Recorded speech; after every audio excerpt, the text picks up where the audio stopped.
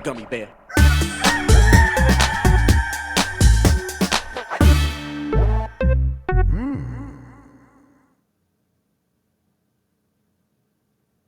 It's the internet, you're busy, let's do this. For Friday, July 22nd, I messed up already. I was like, I didn't update the date. I did update the date, I just forgot. For July 22nd, 2022, for the next hour or so, let me help you sort through the world of gaming on Game S Mornings Live with me, Jeff Grubb. Today, I am still mad that Nintendo won't put Super Mario RPG on the Switch, but first, please join me in welcoming today's co-host to Game S Mornings. It's Ben Hanson from MinMax, everybody. Ben, how are you feeling? Hello, I'm feeling great. Thanks for having me, sir. Appreciate it. But hats off out of the gate for doing this show every damn day. Yeah, it's been going pretty well though. I was never a person who's been good with routine.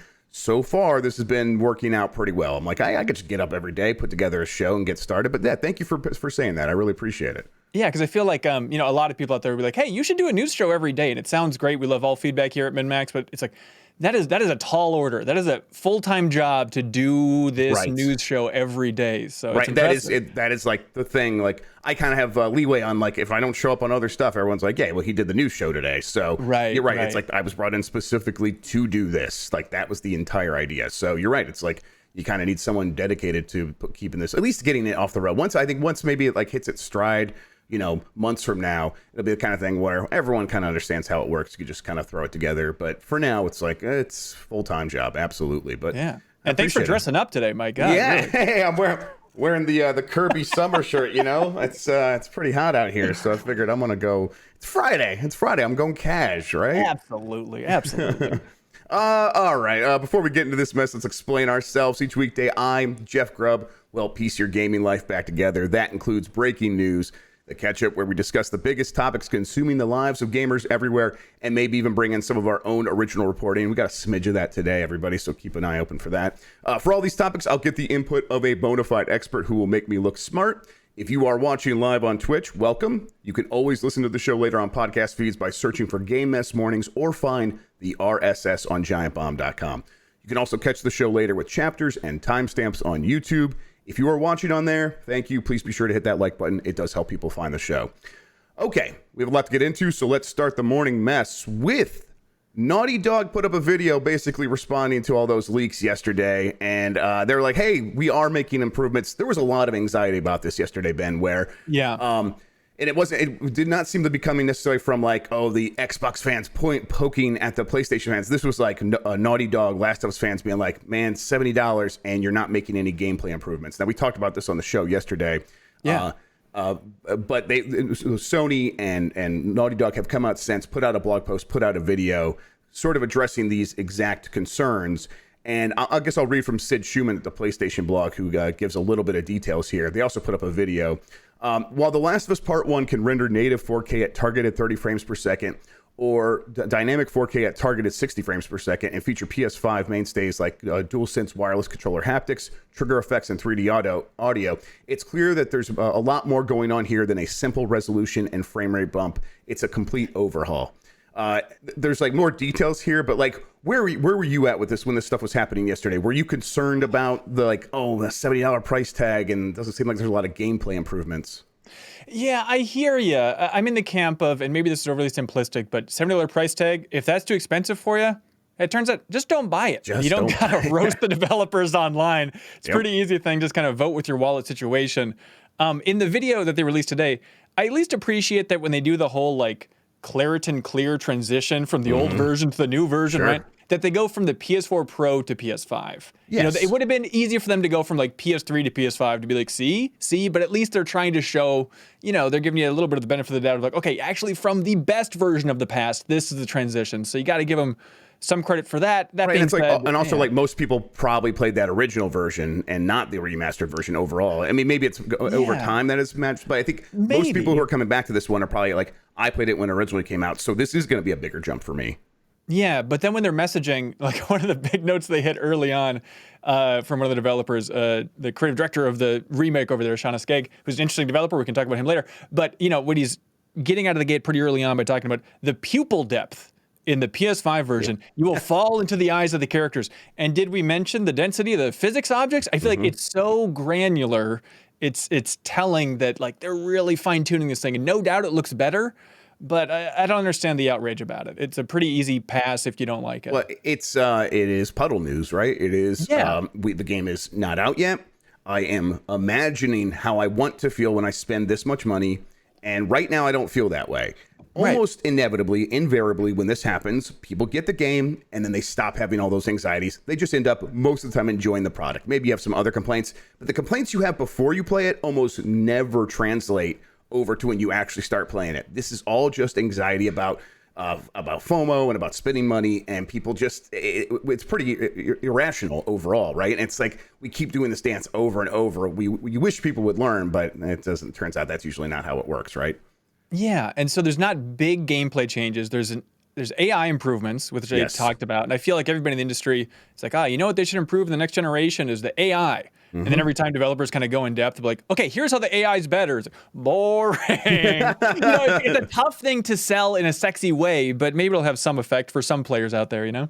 Yeah, I mean, I think clearly the issue here is that people have played The Last of Us Part 2, really enjoyed the gameplay improvements there, and they were expecting that this would be The Last of Us Part 2 gameplay just completely ported wholesale into Last of Us Part 1. They never said they were going to do that. People just assumed. The things they are doing is like, yes, there's going to be bumpables and chippables. You can shoot stuff off the environment. That's going to be more realistic. Your enemy or your companion AI, they are going to behave in a way that feels more realistic and is more in line with if you're hiding, they also will be hiding in a way that the enemies can't see. And that's going to be nice for immersion and stuff like that. You are not going to get the exact gameplay experience of The Last of Us Part 2. And I think that's, I mean, I don't know. If you know, again, it goes back to if that's not enough for you to spend $70, there's a very clear option here for you. Right. Yeah, I think people were maybe expecting more of like the Twin Snake scenario, right? Of like, we're taking the best from Metal Gear Solid 2 and putting it back in that original. But you've left out the juiciest part of this video, which is the haptics on that giraffe petting. They went out of their way to like show the pattern of the hand and how you'll be able to actually feel the giraffe in your controller, which is, that's something. I tell you what, I have pet a giraffe before, and if this can get anywhere close, there's a zoo in Colorado called the Cheyenne Mountain Zoo, and you go like actually up in the mountains, and then you could feed the giraffes lettuce. They sell the lettuce there for like $5 or whatever, and it's great. And they come right up to you and you feed them, and the kids are feeding them, and I'm just like petting this giraffe. And if they can get anywhere close to that magic of petting giraffe, I'll be very happy. Giraffes are great. Do you think like the engineers over at Sony or at Naughty Dog were able to like expense a trip to the zoo? Like we actually need to pet a giraffe just to figure out what it would feel like in the PS5 controller. I mean, what's the point of all this if they aren't getting the chance to expense trips to the zoo? I don't get what we're doing here if developers don't get that one benefit at least. Yeah. All right, let's. I think my beef with this thing is Sony's messaging, and I'm sure you've talked about it on the show before, but their messaging of saying completely rebuilt from the ground up is how they phrase it. And even in the blog post, they say, quote, from the art direction to the character models, the entire game has been rebuilt from the ground up. It's like, well, you're saying from the art direction to the character models. That feels like all that's really being rebuilt in a big way here. Like, just the video game industry needs to lock down its terminology for rebuilt from the ground up. That means a Resident Evil 2 remake. Because even Sony had this problem too with Shadow of the Colossus, with Blue Point. They're like, rebuilt from the ground up. And then, back when I was at Game Informer, we interviewed Blue Point about that remake and dove into the weeds. And it's like, it's not from the ground up. It's kind of like a weird fusion of Blue Point's improvements and kind of their engine layering over the original version of Shadow of the Colossus. And it feels like that's kind of what's happening here as well. So Sony has to freaking knock it off with the rebuilt from the ground up, because it's throwing everything else in the industry off. I mean, because you have a situation where you have a house and you can, rebuild that house in a way where you are like stripping off the sides and you keep the frame and you build up everything. And it's like, okay, that's pretty close to remaking a house, but it's not looking at a house and be like, I'm going to make that house again somewhere else completely from the ground up. That is like, and that's a major distinction. That is, there's a completely, and we have this in games. We know what that looks like, Resident Evil 2. And then we also know that there's this vast chasm of, or this vast spectrum there after that, where it's like, it could be any, like this Metroid remaster that's come up. It's a little bit more than a remaster, but it's definitely not a remake. It's like that sort of thing where it's like, we struggle to nail this stuff down. And then Sony's messaging is not helping here. It says one thing that we assume means something specific, and it means like, well, we are completely rebuilding the character models from the ground up, and maybe not even like completely reworking the animations, maybe not even completely working the gameplay. It's, oh, okay, then why are you saying this one term that we think means this one thing? It's gotta be like, you know, helping to fuel kind of the fans getting riled up and angry. Absolutely. When you're messaging that way, it's like, yeah, of course they're gonna get extra pissed when they actually see it. You could feel the tension there though, right? Because if you make these big, bold promises, that makes it easier to sell it for $70 if you're on the marketing team and you're like, hey, can we say this is built from the ground up? It's like, and then someone who's like actually doing this work explains like, well, listen, it's complicated. There's all kinds of stuff. Like, we are doing a lot of work. This is intense stuff. I feel like the things I'm doing, I am building this stuff from the ground up or whatever, but it's not the entire, and then like the marketing person runs away, says thanks, and then they go and they start writing blog posts that like they kind of sound like they have completely reworked the game. Right. I get how these things happen, but you do kind of wish like, let's specify exactly what we mean and come up like with a defined terminology, so that when developers come to us with what they are doing with their old games, and especially when they're trying to sell them for full price, you can kind of come forward and like we can know what they mean when they say what they say. Yeah. By the way, not to be too a podcast producer, I think I can hear a little bit of that Vidoc in the background. Yes, you probably can. I could I could probably turn it down for you. I was no, that's fine. I just don't know for the podcast recording was going to be popping just in there. Mute it. Yeah, there you go, everybody. All right, let's. I want to keep talking about this. I think it's really interesting. Yeah. Oh yeah. If you have more, please. I actually want to keep going. Yeah, I think it's interesting, and it's easy to get riled up on the fan base side of things, but at the same time, it's helping a new batch of game developers get more comfortable with the tools over there at Naughty Dog. You know, like even in that video, how they're showing like, okay, we have Matthew Gallant as the game director for this remake, and then Sean Escaig, who came back to Naughty Dog after being the creative director at Avengers with Crystal Dynamics. So it's helping that new team and new talent rise up with the Naughty Dog, get more comfortable, and ultimately it's easy to not be wowed by the idea of a remake of The Last of Us Part 1, but if it gets those game developers, surfaces new talent at Naughty Dog, and then also makes them more comfortable so they can work on the new IP or whatever Neil Druckmann's big project is that they're working on now. Like it's all for the best ultimately. Yeah, I mean, this is it's not like movies where it's like we are scaling up and we're going to bring on the staff, and then when their job is done, they leave and they go work on a different project at a completely different company because they are all inherently freelance and part of these unions. They are paying these people every single day to be there. So giving them something concrete that can turn into a major product and at the same time give them the skill and give them the experience that they need to be doing the jobs that they are going to be required to do on the next major release from Naughty Dog, that stuff is invaluable, and it makes all the sense in the world. And I'm glad they found a project like that made sense for them. I mean, I think that it's very easy for us to be like, oh, we don't need this game. But, you know, a lot of people are going to show up for this game and pay the money, and it's going to make sense from a business perspective, from a development perspective, from a talent perspective. And so it's like when it checks all those boxes, it is kind of inevitable that something like this is going to happen. You kind of hope that maybe this skates into like, okay, well, hopefully you can keep this going. I understand a lot of this team's probably is going to go work on the next Neil Druckmann thing after this. But, you know, when they get another chance, like maybe Uncharted next, maybe now that you have this foundation, you can go the next step and do even more for another remake, and we get a remake of the original Uncharted. That would be fantastic, in my opinion. And the part that I'd love more clarity on, and maybe you have some insight into this, is like the origins of this remake. Because according to Jason Schreier's reporting, it was that ASG service team that started working on the remake as a way to kind of test the studio and prove to Sony that they can be a full Sony studio. And then it seemed like they got absorbed into Naughty Dog to help finish off The Last of Us Part 2. And then this project kind of rolled over with them. So I don't think the way they're pitching that in the video is very genuine, from my perspective at least, where they say like, we just thought at Naughty Dog, wouldn't it be cool to see The Last of Us Part 1 look as good as Last of Us Part 2? Because it seems like it was kind of an adopted project, at least according to that reporting. Yeah, I mean, that's exactly what I heard as well. And I'll say that I think both things can be true. Whenever like you hear multiple stories, I always say like look for the place where both things can be true. I bet within Naughty Dog they were having conversations like this, and then I bet they look over and see the visual arts group was like, oh, you guys are already working on that. We actually we were going to do that, and this is our baby, so make it happen. And that project with the visual arts group was always on shaky footing. They were going to sort of be like, hey, can we take over the Uncharted games? Like, can we do that, since Naughty Dog's not going to be doing that for a while?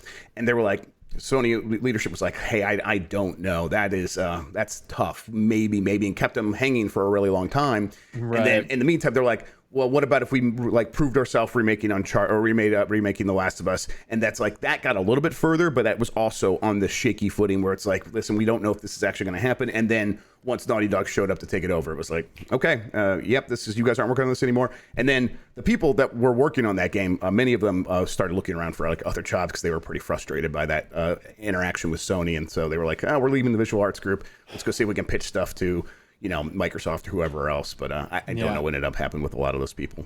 Yeah, it definitely seems like with Sony, one of their main missions is don't piss off the cash cow, which is Naughty Dog. It's kind of the prize jewel, right? And so, back at Game Informer, going on so many cover story trips with Sony, it was always, don't piss off Naughty Dog. Like, Days Gone, don't mention The Last of Us as a comparison point because Naughty Dog won't like that. It was a lot of that type of stuff. So I'm sure if any studio wants to tackle Uncharted or anything else that Naughty Dog's worked on, it's going to be very, a high bar to clear before Naughty Dog will give it a thumbs up.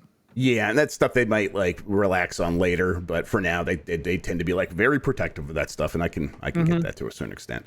Ubisoft had its earnings yesterday. They basically, real quick, Rainbow Six Siege and Assassin's Creed carry Ubisoft to $324.4 million in quarterly revenue. This comes from Dean Takahashi at GamesBeat. French video game giant Ubisoft reported earnings for its first fiscal quarter ended June 30th, with revenue shrinking 10% from $359.6 million a year ago to $324.4 million. So, like many publishers right now, seeing a decline, but things aren't declining quite as fast as I think Ubisoft was expecting. So there's a little bit of a silver lining there. Mostly this report, though, based on the Ubisoft earnings call yesterday, comes down to a lot of news about what's happening with Assassin's Creed, what's happening with other games at Ubisoft. This comes from Tom Ivan at VGC. Assassin's Creed Infinity will reportedly include a game with an Asian setting. One of the Assassin's Creed games in development will reportedly have an Asian setting. That's according to Kotaku, which claims that the title is an open-world Assassin's Creed game codenamed Project Red. I previously talked about this, where I think Assassin's Creed is going to go to Japan finally. At least, really? Yes. And this, I wasn't able to 100% confirm this, but all of this stuff lines up. And then since then, this morning, I've been able to sort of wrap around with like what Kotaku said. It's like, it seems like, yes, this is happening. And then Jason Schreier came out from Bloomberg and said, hey, yeah, this is the stuff that's going to be a part of Assassin's Creed Infinity. And that was the part where I was like, I'm pretty sure that's the case as well. So it's nice to kind of have a lot of these things begin to slot into place. So, basically, what's up next for Assassin's Creed is that Rift game, which is going to star Basim from Assassin's Creed Valhalla, and it's going to take place in the Middle East, Jerusalem, Baghdad, that region. And then we should get Assassin's Creed Infinity, which will have these modules like Assassin's Creed Red that will take players to Japan or whatever. I've heard another follow-up that's probably also going to be a part of that, and I think they might announce it as part of the thing in September, so I don't want to spoil it, but it sounds very cool. It sounds very neat. So there's some cool stuff happening with Assassin's Creed. But on the other hand, Ubisoft has also announced that it canceled 4 games. This is from Eddie McCoo at GameSpot. Ubisoft cancels 4 games, including Splinter Cell VR and Ghost Recon Frontline. On the same day that Ubisoft delayed Avatar Frontiers of Pandora, which we had talked about yesterday, everybody, and a smaller premium game, the publisher also confirmed that it has canceled 4 games. These include Splinter Cell VR and Ghost Recon Frontline, as well as 2 unannounced titles from Ubisoft, which they did not disclose. While Splinter Cell VR game has been canned, fans of the series are still getting that remake of the original game. And as for Ghost Recon Frontline, this was the free-to-play Battle Royale game. As for the other 2 unannounced games that have now been canceled, it's anyone's guess as to what they might be. And I actually was trying to figure out what they were, and I wasn't able to nail those down. But I had heard that Ghost Recon Frontline was one of the ones sort of getting pushed to the side in favor of what Codename Reaper, which is a Battle Royale based on The Division. But Ben, I want to sort of get like your sort of a temperature on Ubisoft overall. All that said, Assassin's Creed going one way with its live service project. After we get the Rift game, that's going to be a lot more like older Assassin's Creed games. And then Ubisoft canceling all these other games. What is the state of Ubisoft in your eyes? It's not good, Jeff. It's not good. It's shaky. It's sad that somebody, I think I pay pretty close attention to the industry, and even I am kind of confused about like, wait, what's coming up? What is the Division Heartland again? I know these are all Ubisoft originals, but like just the sea of Tom Clancy adjacent stuff with nothing really breaking through. Right? The gray stew of Ubisoft Tom Clancy games these days. Yep, just a bunch of guns out there. So it's sad. I know it's not popular, but I was at least curious about that Ghost Recon Frontline. I don't have kind of the sanctity for the Ghost Recon brand that a lot of fans do, I understand. But I've been looking for a game that takes ideas from Escape from Tarkov and makes it a little more approachable. And I thought maybe that would be it. I don't know. What other games out there? I think The Cycle just came out recently that I heard some good things and some mixed things about. That's the one that everyone seems to be really into right now is The Cycle. Okay. That stuff's going to happen. I bet that it's going to be multiple indie takes on Tarkov, and then eventually Call of Duty will figure out a mode that uses it, and that will become the other big one. Or Fortnite. I think you're right. Yeah, that is probably the Warzone successor will have something that incorporates it in some way. Yeah, and I'm sure Ubisoft will keep looking at it. Ubisoft is trend chasing constantly. That Codename Reaper Division Battle Royale game, they really want a Battle Royale. This time it sounds like they took this off the shelf. This was another game that they had put to the side because it got really unfavorable playtest. So they're taking it down, they're retooling it with roguelite features. And you could just see someone kind of really get into Hades and coming back and being like, hey, roguelites are popular now, so maybe we could try that or something. And you could see them trying to fit in Tarkov ideas into a mode like that. But they are just going to keep throwing stuff at the wall with these different trends until something sticks. And it just seems like right now that is a rough strategy because for Ubisoft, a lot is not sticking to the wall. Yeah, and I'm trying to think of, if you had to measure the outrage for, as it was originally announced, Tom Clancy's X-Defiant versus Ghost Recon Frontline, which do you think got more hate? I would say that hate. I think X-Defiant probably got more hate, but I think Ghost Recon Frontline was in a worse position because I feel like it got even less attention overall. I think people just didn't even realize Ghost Recon Frontline was even a thing. Yeah, I guess you're right. And I think X-Defiant was like, we lost the Tom Clancy part. We dropped that part. Us now. And I'm so curious to see. Right. We've got pink spray paint. Tom Clancy would love us. That studio, Ubisoft San Francisco is so fascinating. The idea that they went from Rocksmith to the South Park RPG sequel to X-Defiant. That studio has range, baby. Yeah, that's impressive stuff. But Ubisoft overall, they're in such a weird spot. Roller Champions came out, and as far as I can tell, is relatively quiet. That said, Leo Vader, who also records stuff with MinMax, he got into it with his friends, and he's all about it. He's like, actually, this game rules, and the high-level play is really fascing. Which game is that again? I'm sorry, I was Roller Champions. This is the roller derby game that came out last month. Yes. I've yet to play it, but I know people that seem to have a really good time with it. But I also know a lot of people who did their one weekend with playing that game with their friends and haven't gone back. Yeah, but and then Riders Republic last year, which is another one that Leo Vader also loved, but it seems like it's not making a huge splash. And then they had a quiet project, which is fascinating to me, called The Settlers. Do you remember this? Did you hear about this? I don't remember this. So it was like a survival sim city builder type of game. And The Settlers is this old German franchise going back to the early 90s on PC. And they had this reboot of the game called The Settlers coming out. And I played the alpha version, and it seemed all right to me. And then they just quietly, infinitely delayed it. So it's kind of in that Beyond Good and Evil territory, and who knows if that'll even come back. But just Ubisoft is all over the place, man. And they do a lot of play testing. They do a lot of pushing this game back, pushing it back. You kind of wish that it would almost embrace. I don't know. I would almost rather them embrace early access. But I suppose when they did that with Hyperscape, right? That didn't work out either. So there's no answer here for them other than they kind of need to just figure out their shit. Now, can I ask you, how did you feel about Immortals Fenyx Rising? I wanted to like it a lot more than I did. Same. I like that studio. I like Scott Phillips, who is the director over there. His roots going back to Saints Row and stuff. So I was really excited about the pitch and the premise, and then playing it, I was like, I understand the VO is a little grating, but I like the ideas here. Sure. And then I was really excited for the standalone DLC, that Myths of the Eastern Realm. Where I was like, going to China, that's kind of interesting. And then the reviews weren't hot on that. So I'm eager to give it another shot at some point. So the Ubisoft Quebec, the team that was worked on this series, they are working on a follow-up. It's not necessarily a sequel because it's not going to continue the same characters in the same world or anything like that. What I've heard is that it's called Project Oxygen. You're going to be able to play as a man or a woman because that's what Ubisoft does in a lot of these games now. And it's going to be based on Hawaiian/Polynesian culture.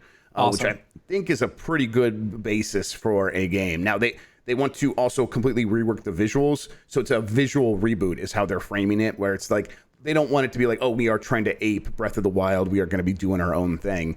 And I suppose, I mean, hey, we'll take a look at, I'll put this on the site right now, everybody.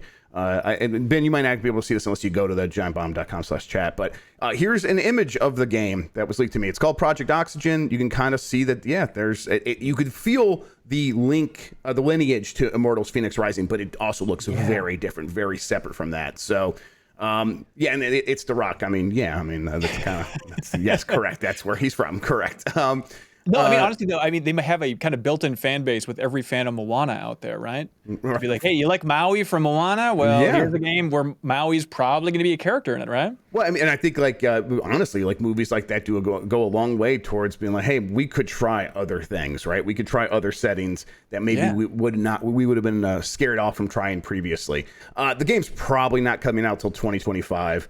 And that narrator maybe not that specific narrator, but a narrator will return.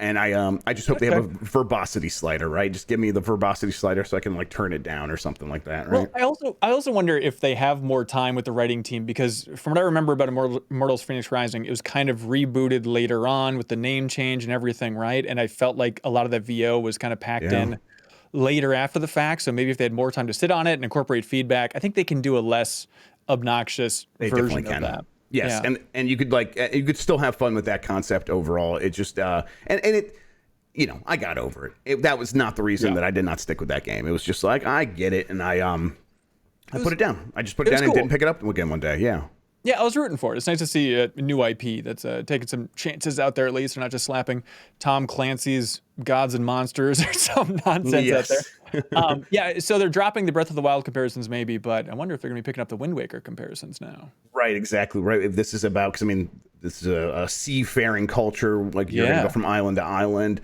right? I mean, and hey, I wouldn't hate that. I think that would be very cool if I could be spending a lot of my time in this game sailing around exploring the sea. That is a thing I never get sick of in games.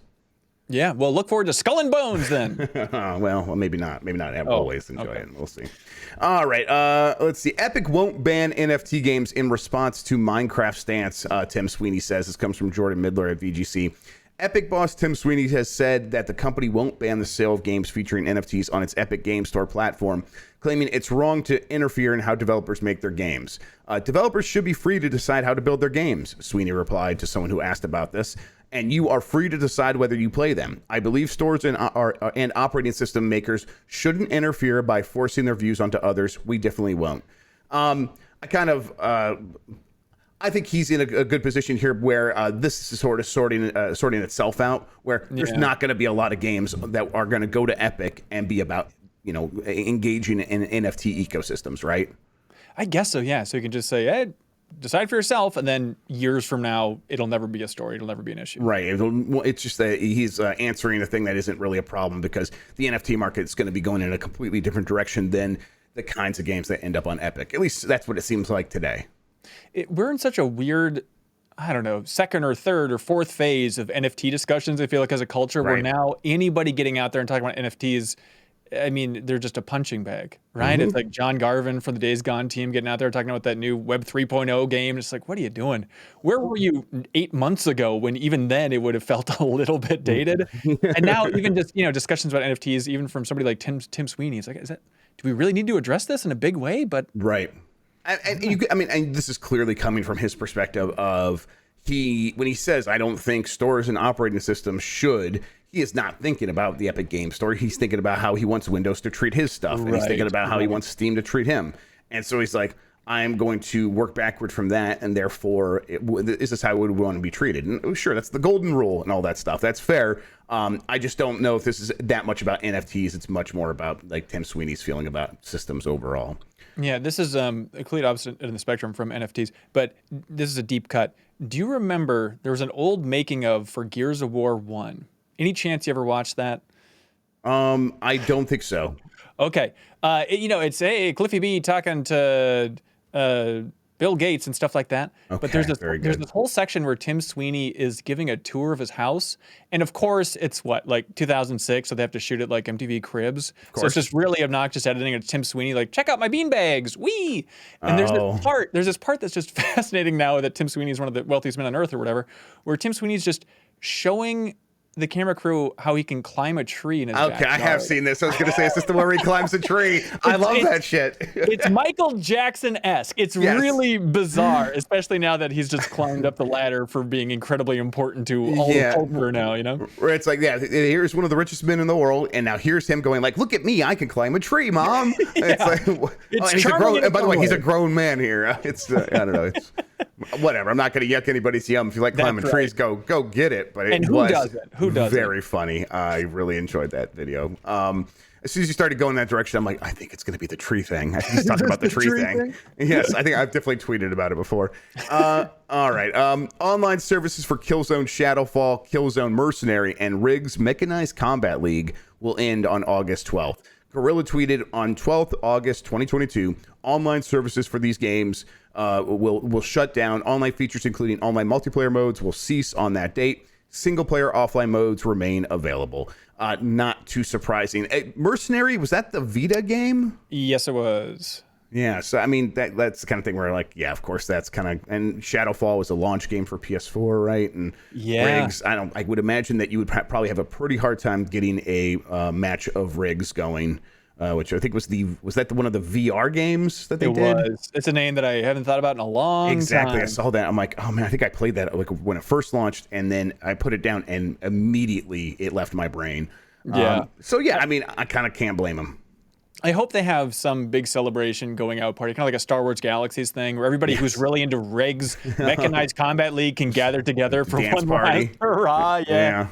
It's strange. Actually, just not too long ago, a couple weeks ago, I actually tried playing some multiplayer for Killzone Shadowfall because I remember liking the little bit that I played. But it turns out with the new PS Plus and stuff, I was just trying to stream it, but you can't. You actually have to download that because there's like DLC maps and stuff, so you couldn't even stream the multiplayer for Killzone Shadowfall. But yeah, it's sad to see the stuff go offline. There's some fans out there that would still want to play. This kind of thing where it's like one day someone is gonna be like, hey, we should go back to play some Killzone Shadowfall, and you just won't be able to.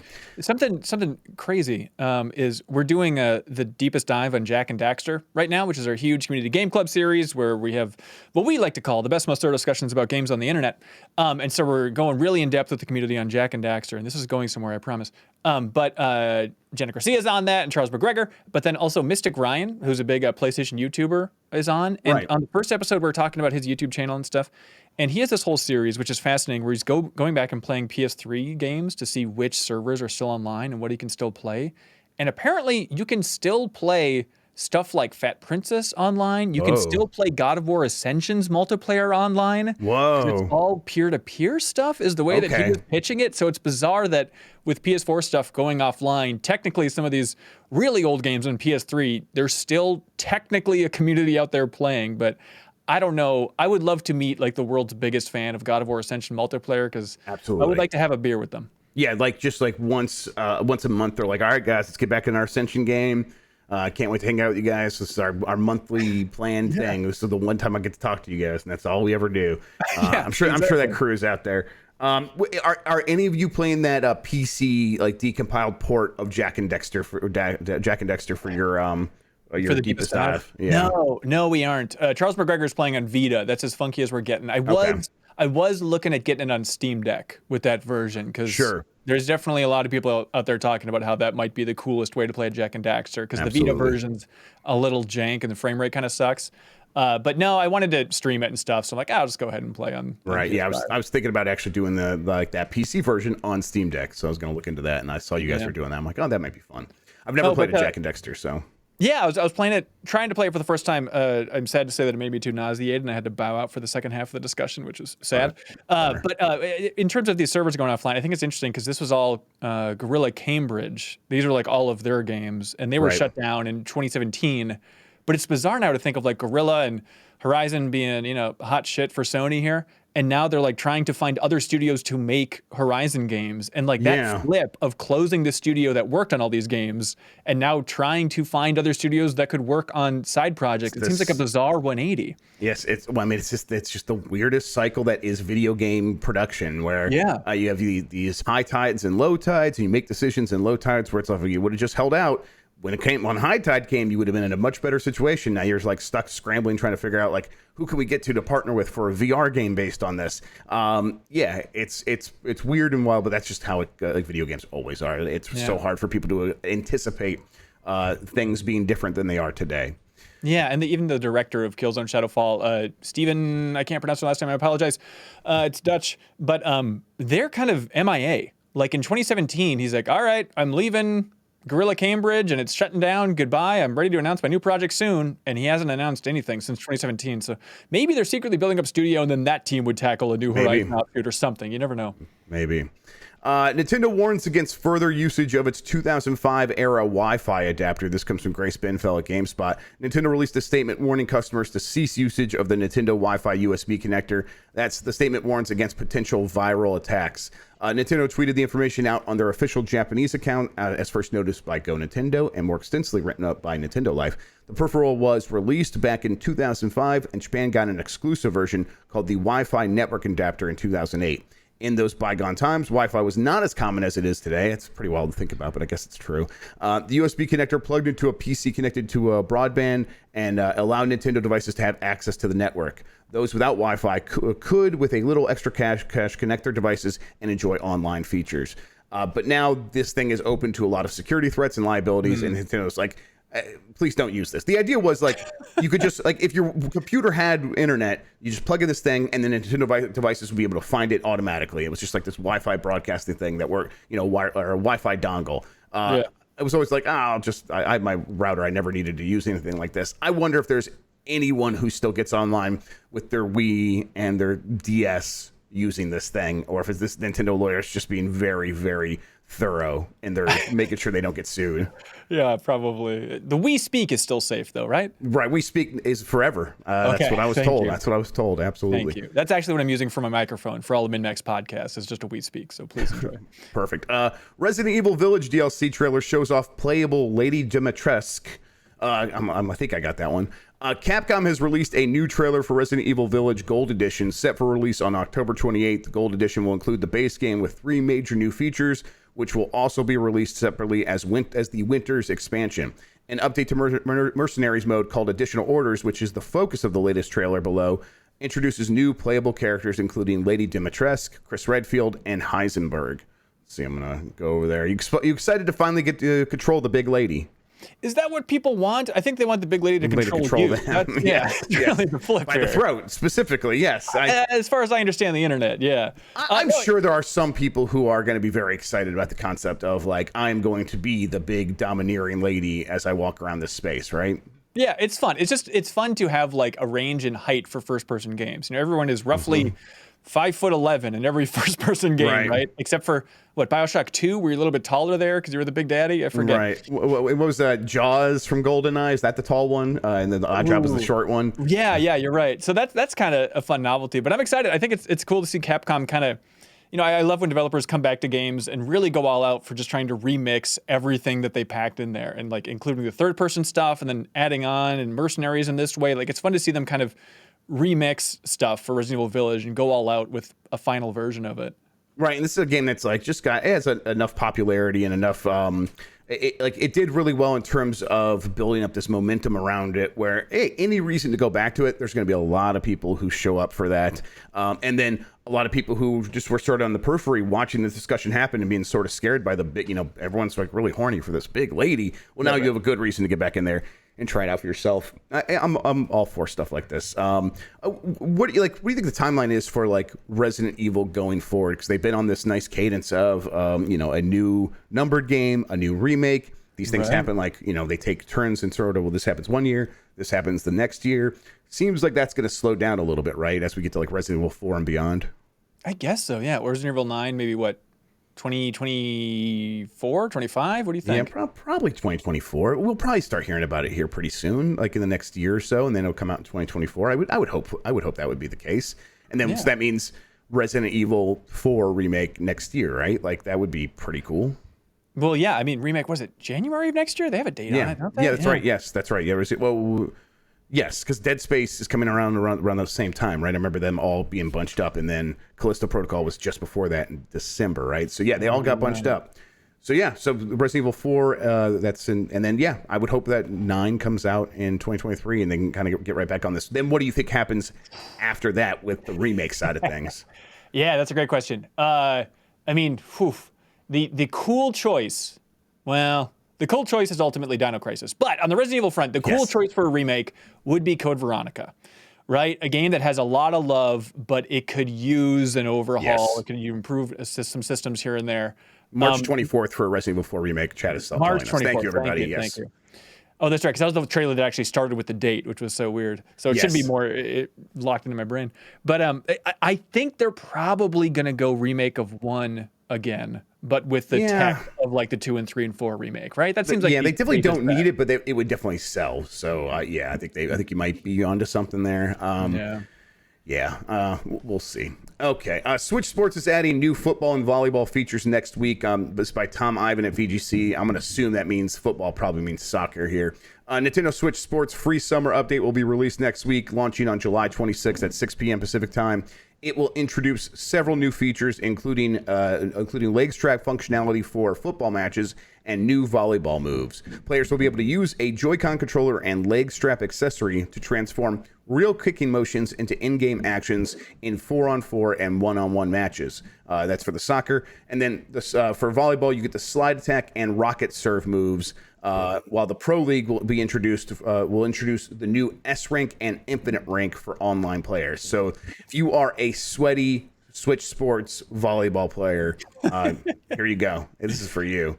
You going back to Switch Sports at all? No, I didn't even get it. I kind of feel bad about it because I love Wii Sports so much. But were your kids captivated at all by Switch Sports? Did it do anything for them? A little bit, but I also had recently got out Wii Sports Resort for them, like just actually using like Dolphin and stuff with a real controller and letting them like play or whatever. And they were into that because there was like that one's just a little bit more. I think kid friendly, where you used to like go and swing the sword and stuff like that. And this one is because like that one, like you like run up a hill and you take on AI enemies. And here it's like 1-on-1 sort of Chambara battles, whatever. And that's like a little bit more difficult for them. I played Switch Sports. I played a couple nights. I remember I played a couple nights with Dan, and then I played a couple nights with my community.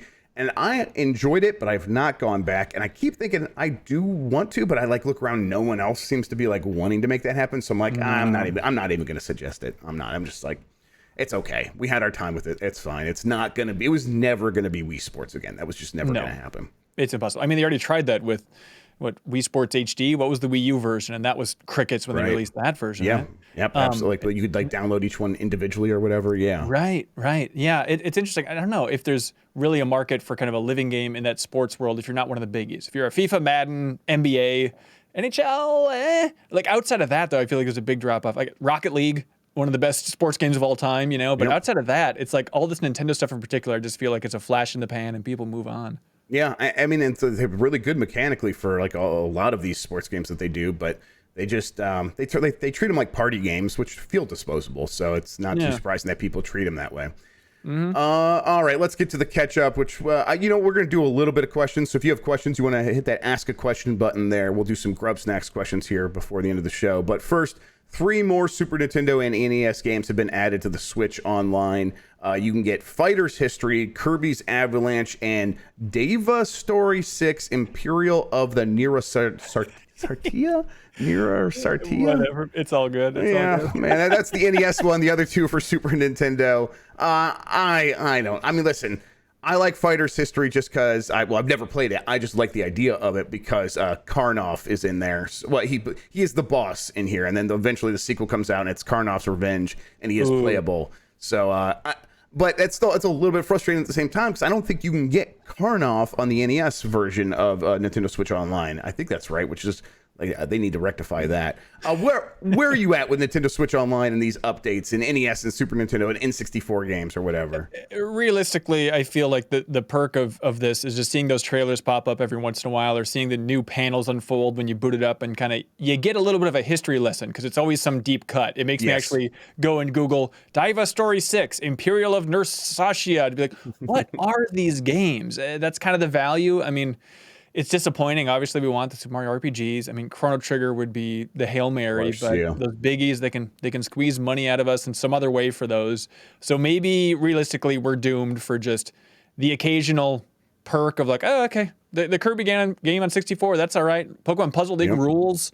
But it's going to be a lot of deep cuts.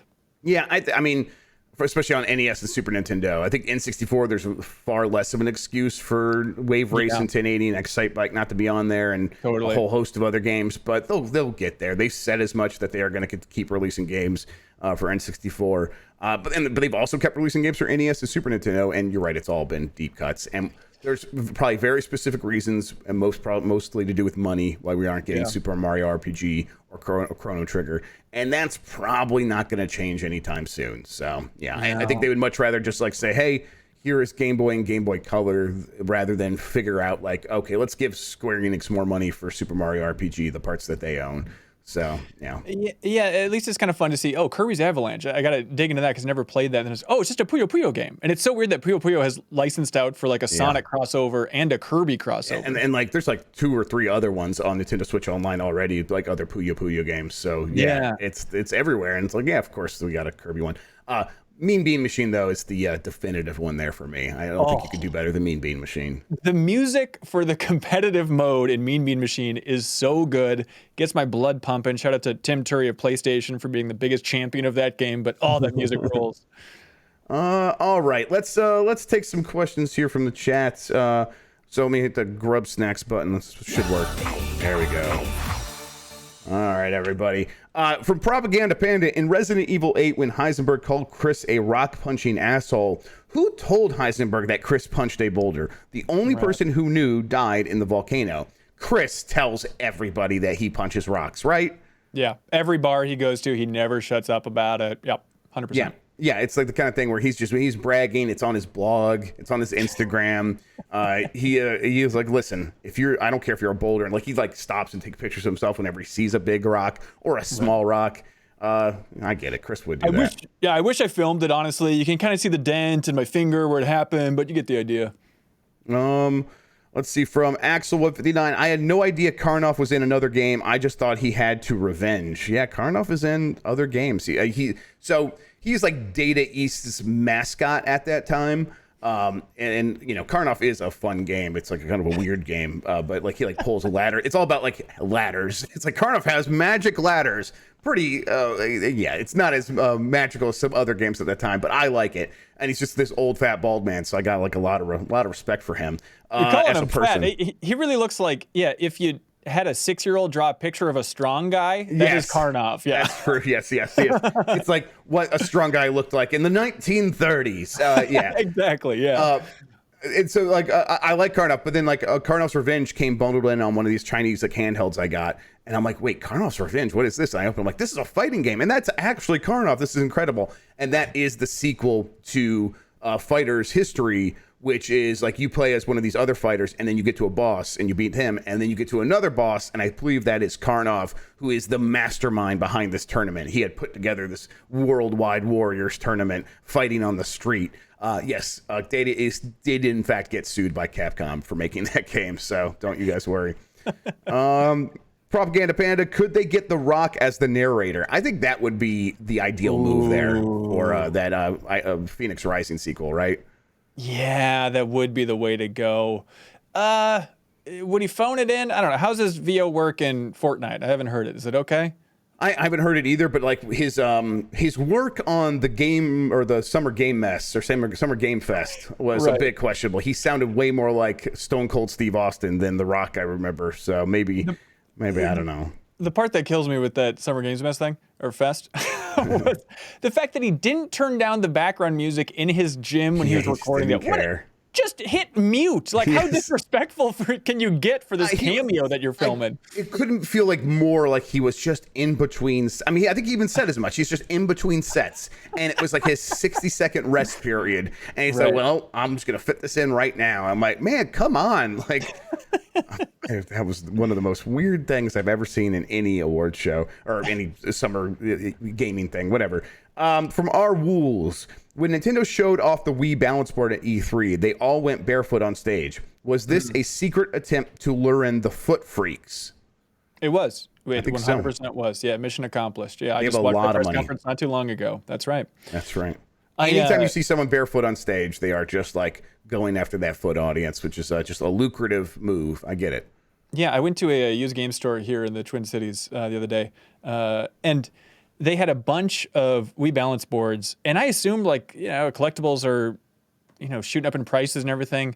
I just thought that those were going to be a fortune, and they were basically giving them away. Yes. I shouldn't be surprised by this, but I think just over the last couple of years, I assumed everything that's over 10 years old is super expensive now. But no, the owner was like, please, I don't know, $1. Take the balance board here. I can give you a copy of Wii Fit for free. Just get it out of my freaking store. So I'm happy to be a proud owner now of one. Yeah, the thing is, anything that is Nintendo that didn't sell quite as well, very expensive. So GameCube and N64, very expensive. But Wii, there were 120 million of those or whatever. So and then all the peripherals, there was several tens of millions of those. So yeah, they're very affordable still. But I think I have 2 balance now. boards in my house right now, actually. Oh, great. Yeah, I'll hit you up later if you want to buy my balance board for me, by the way. $20, please enjoy. All right, let's get to the poll here. I'm going to transition back over here. So yesterday I asked, do we get a new F-Zero soon? This is based on the rumors that something could happen with F-Zero soon. We don't know exactly what, but the person said, hey, don't get your hopes up. And hey, guess what? I'm not, and neither are most people. 16.1% say yes, we'll get a new F-Zero soon. 83.9% say no. That seems about right to me, Ben. Yeah, big time. It is weird. You would think that Nintendo would try to lean into... think of with Mario Kart being the crazy success that it is, it seems like with Sony, they're like, hey, people like story-driven single-player third-person games with a weapon wheel, and now we're going to lean into it hard. And it feels like Nintendo should look at those numbers and say, cute racers. We could probably have one more successful franchise. We could bring back Diddy Kong if we really want to. We could revive the Donkey Kong racing game they never released on GameCube. Star Fox Grand Prix is right there, but just nothing. Yeah, it's... Nintendo's thinking is like the complete opposite, right? Like you're like, oh, Sony does something that works, they keep making more of it. Nintendo's like, we have the thing that works like that. We're not going to do more work. We're not going to do another. That would be extra work. That would cost money. Like, let's just keep selling this thing. And the problem is that Nintendo's games keep selling forever at $60. They don't have to lower the price. They just keep selling forever. That game's going to sell literally till the end of time, to the heat death of the universe. Mario Kart 8 Deluxe will just keep selling. And so that's like they don't have much of an incentive to like try to mix that stuff up or to try to replace that game with the follow-up or something slightly different. It's just like, hey, we have our cute racing game. We filled that niche. Let's just move on and go try something else, I guess. And they're not even doing much of that. So yeah, and I wonder if it'd be a different story if the relationship continued with Monster Games, which I'm very partial to because it's based out of Northfield, Minnesota, which is a relatively small Minnesotan town. But they developed Excitebots, Excite Truck. They then co-developed Donkey Kong Tropical Freeze, and they ported Xenoblade to the 3DS, and they were building up like a pretty great Nintendo reputation. And they are a racing-focused studio. They were big into NASCAR games and stuff like that. And then that relationship just ended, and now iRacing owns them. But we recently interviewed Reggie Fils-Aimé with Nintendo, and I asked him about what went wrong with that relationship, how they didn't incorporate them more. And Reggie's answer was just, well, I can't answer that, but what I will say is Next Level Games were very great to work with, and so we locked it in, and so who knows? Nintendo seemed like they were building up this great pedigree with this racing studio, and then I don't know, threw it away. Something happened. I don't know. It's like I wish we could know more about like how these things go, because it's like, what is the one thing that like makes one studio click into place for Nintendo and another one where they just like, we're never going to work with you again. It's it's strange. One wrong email, who knows? Yeah, maybe. Before we get to the poll for Monday, another question. Windmills asks, is a Koopa skeleton? If a Koopa skeleton is a dry bones, is a regular Koopa just a wet bones? Yes, it is. This is the kind of industry expertise that you can expect from this show, Jeff Grubb. That's absolutely industry right. Insider, this is what you come for. I will bring you all the wet bones. You come here for the wet bones. I'll give you the wet bones, everybody. That sounds like much more threatening than I mean it to, everybody. It's just, we're good. We're cool. All right. I'm going to ask everybody a new poll question for Monday. Are you excited about the future of Ubisoft games? Game Mass Mornings. And I'm going to hit the poll button here and everything, and I'll say yes and no. That's a tough one. I'm intrigued at least by that Infinity project. Sorry to go back in the weeds too much, but the module system, is that going to be like a hub and then just different animi lying around that you get into, and then it's like, and now you're in Japan, and now you're over here? Yeah, I kind of wonder the same thing. I don't know for sure, but like you got to like you could see the again like the polling tensions of like doing one versus the other, where you maybe that's more immersive and maybe that appeals to some people, but do you want this to be so simple that it's like anyone can jump in and like you're gonna have just like the the mouse you control with the analog stick, like, oh, that one looks pretty, I'll go over there and click that button. Like, do they think about it that way? I think a lot of Ubisoft stuff is built with that sort of thing in mind. So I think they will try to make it as little friction between the player and the thing they want to go to as possible. And to me, that's like, it is just a big button right there on that front menu that takes you right to the thing you want to go to, would be my assumption. Yeah. But I bet they also try and weave in something. They can have some text in the corner that implies that it's like the corporation or whatever. Right. Yes. You are sitting at a console that's owned by the corporation or whatever, and you might like have like a radio playing in the background, or like it's like playing podcasts and they're in-world podcasts and stuff like that, and they just occasionally like you hear it like from the other room or something like that with details about what's happening. Like that's the kind of things that I think they would probably try. Yeah. All right, Ben, where can people find you? Where can people hang out with you? I believe we do have something to promote for Monday as well, right? Oh, boy, do we. Yeah, you can check out MinMax. The MinMax Show is our flagship podcast. You can check that out. The next episode is going to be all about preserving game history. We have Kelsey Lewin, who's the co-director of the Video Game History Foundation and also a contributor to MinMax. And then we also, the plan, maybe it'll fall through, but the plan is to have a special guest who's very relevant to this very site. So you can check out the MinMax Show on your favorite podcast app or on YouTube at youtube.com/MinMax. But you're right, we have a big thing happening on Monday, which is Trivia Tower, which is our monthly video game trivia competition for folks in the community. And this month's episode, happening on Monday at 8 p.m. Central, July 25th there, is MinMax versus Giant Bomb. Yes. This is that big. means all of you. That doesn't mean like it's like, me versus Leo Vader, right? This means it is the communities facing off against one another, correct? That's exactly right. So if you want to help support the show and compete on Team MinMax, you can do that by supporting MinMax on Patreon. Even at the $2 tier, you get in there and you can compete every single month. I mean, we give away a ton of game codes, an Astro A40 headset to the winner every time. We have game codes for like TMNT, Shredder's Revenge, for Escape Academy, for Klonoa, for The Quarry. Ton of game codes to give away. And there's the twist this time around, though, is, the Giant Bomb community can also compete for free if you're in the Giant Bomb Discord. Ooh, okay. There is a time-limited link to enter MinMax's Discord. And so that should be in the news channel in Giant Bomb's Discord. So if you jump in there, you can compete for free, and you can compete on behalf of Giant Bomb. And so the last person standing will represent either the MinMax community or the Giant Bomb community. And then Dan Reichert, who's the co-host of this episode of Trivia Tower, either he or I will be punished accordingly depending on which community wins. Ooh, punished accordingly. What does that mean? You guys announcing those stakes yet, or are we going to wait till Monday? Yeah, okay. We announced it, and it's tough to just blindly try and figure out like what is a good punishment, not to be too dickish, but you want to make it hurt a little bit. You want to make it hurt. I get it. Yeah, so you want to punish Dan for his sins. I completely understand. Oh boy, do I. So Giant Bomb, if Giant Bomb wins and the community wins, and you prove that you're smarter about video games and video game trivia than MinMax's community, that means that Dan Reichert gets to choose any game that he wants under 10 hours. And I will be forced to do a full Let's Play of it on MinMax's Twitch channel. Under 10 hours. So how bad could it be is my question. But Dan is, you know how he goes. He's going to find something that's just going to be agony. So we're going to see some ideas to me, and I'm no. There's some agony. Oh, no. So please, I need you, Team MinMax, because if MinMax wins, then we are all going to design a shirt together on Twitch. And then Dan has to wear that shirt for an entire week of content. This is Fire Escape. This is every Dan Reichert Twitch stream. This is every Giant Bomb video he's in that week. And so it'll be very fun to design that shirt because you can go a lot of different directions for how you design a shirt that makes Dan Reichert uncomfortable. Because it's like, what he said, the rules are, no nudity. It has to be allowed on the internet. You can't get me canceled with the shirt. Yeah, ask me about Vince McMahon, and that's all it says. Yeah. Oh, that's interesting. I'm sure the WWE would love it.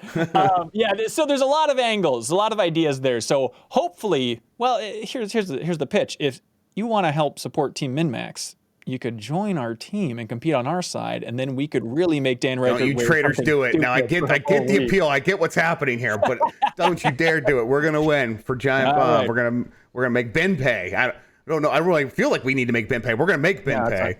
That's fair. Yeah, so if you want to compete in video game trivia, it's a fun time, and you can compete for free in this episode if you're part of the Giant Bomb community. So jump in that Giant Bomb Discord, and you can find a link there, and let us know if you have any questions about how it all works, but it'll be fun.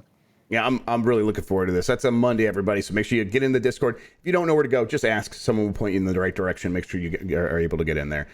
Giant Bomb, today, we are going to try to make Halo co-op stream. We're going to make that work, and then we have Unprofessional Fridays this evening, so keep an eye out for that. But we're going to get out of here, everybody. Ben, thank you so much for joining me. I really appreciate it.